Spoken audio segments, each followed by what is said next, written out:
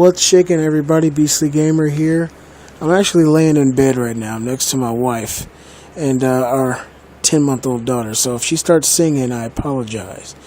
As you guys can see, I got my Call of Duty Ghosts early. I got mine on the 3rd, on November 3rd, 2 days before the game is set to release and 2 days before the embargo is lifted. Now, I just booted it up, put the disc in to show you guys that I do actually have it. This is not bullshit. I'm the Beastly Gamer. I have connections. And to talk a little bit about a plethora of things today, I got a few topics I want to hit on. One being Call of Duty Ghosts single-player campaign. I'm not going to go deeply into detail about it because at the time I really can't. And I don't know exactly how embargoes go, but on YouTube I'm not seeing really any video other than stuff that's been released by major internet outlets. So I won't be showing any real footage. I will be showing footage tomorrow night at midnight when I get off of work, showing you guys what's happening in the game. Let me just say that there are on that come with the disc with no DLC. There are 14 multiplayer maps. I'm not going to go through all the maps, but let me just say these maps are a lot bigger than what we've been getting like in Call of Duty Black Ops 2. The play mechanic feels slightly tweaked. My wife and I played today a little bit of multiplayer, and it feels really good. The dog aspect of the game feels real fun. It's a nice new twist on it. They brought back the Berserker. It's just, it feels really fresh. That's the best way to describe it. Everything seems really wide open and expansive. It doesn't feel claustrophobic. I didn't get a chance to try every multiplayer map because, I got a lot of things to do. But I got into the single-player campaign today. And that campaign, I have to say, really, really excited me. There was a lot going on. And I only got to play maybe the first 2 hours of the campaign. It's really exciting. And as you guys can see, I'm playing... I don't know if it started by now, but I'm pretty sure it has. The Battlefield 4. I just reset this and starting over so you guys can kind of get a feel for this campaign and see what it's like on the PS3. I will also be playing this game on November 15th on my PS4.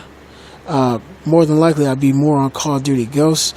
But if I had to compare the campaigns at the moment, the one that got me more excited, I have to say honestly, is Call of Duty Ghosts. The story kind of grabbed me a little bit more so far than Battlefield has, and I'm really excited about the game. The multiplayer, like I said, seems like a whole new take, wide open. There's a lot going on, and I think it's going to do really well.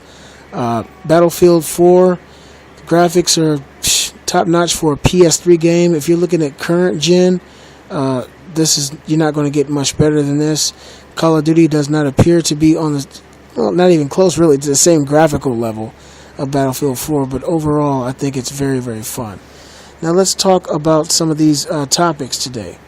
There has been a lot of rumor and speculation now that since Call of Duty Ghosts and Battlefield 4 have been confirmed to only run 720p native on the Xbox One, that a lot of reserves have been canceled, and a lot of people are pretty upset with the hardware of the Xbox One. Now, I can say that for sure the latter is true. I know a lot of people. I got a lot of buddies, and I'm friends with at least 6 managers at GameStops in the Atlanta area.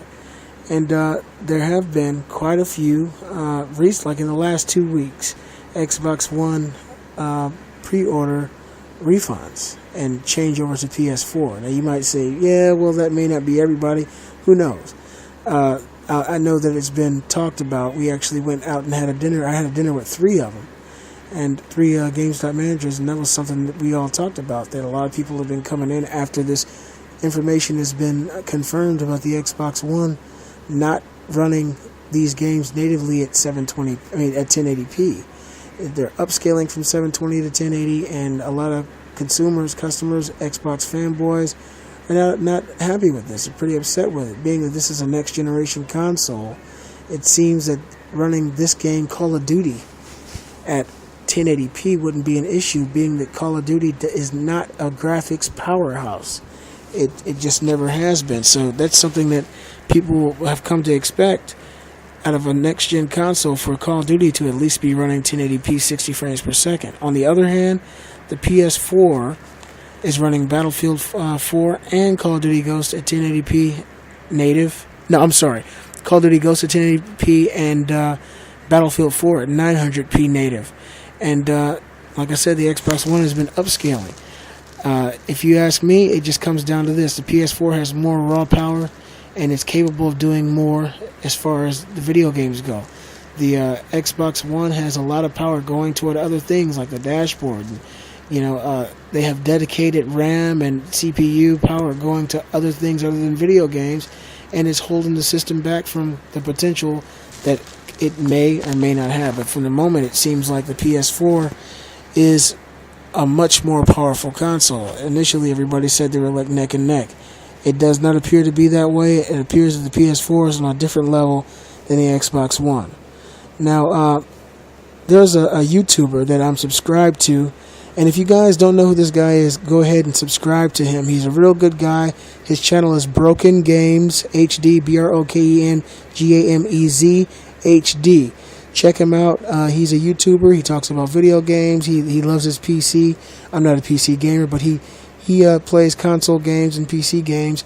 And he came out with a video, I believe the day before yesterday, I don't know for sure, of him selling off his PlayStation 3 and some of his newer games to get rid of it, to usher in the PlayStation 4. Now, when I saw the video, I was like, man, I think that's a bad idea. Me personally, I am a collector.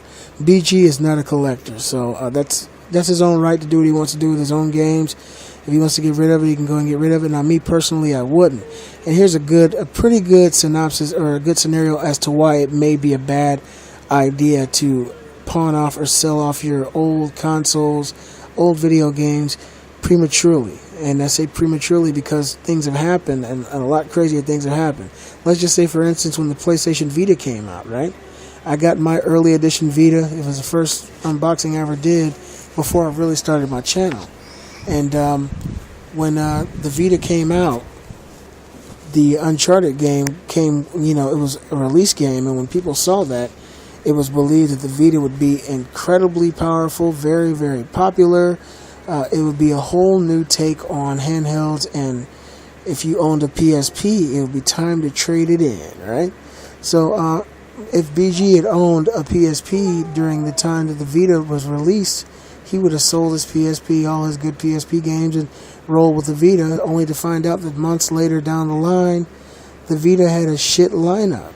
Now, from the looks of things right now, the PS4 has a pretty good lineup coming.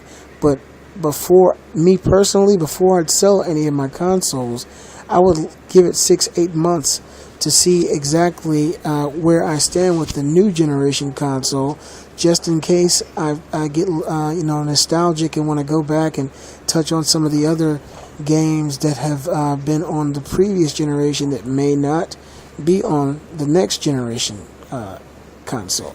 Now, that's just the way I feel about it. If you guys, and another thing about that kind of gets me to say no, I wouldn't sell or trade my video game consoles or games, is you pay a certain amount of money. You pay $50 for a game, you go into GameStop, you might get $17, $18, $19, $20 for it, $25 if it's a really new game, right? To me, I just don't like to waste my money. If that be the case, I'd be renting them online and have them send me a game, and that way I wouldn't waste all my money. Beat a game and send it back, beat a game and send it back. Now, you guys let me know how you feel about this. Do you think it's a wise idea, a good idea to be, selling your current console to make room for the next generation console?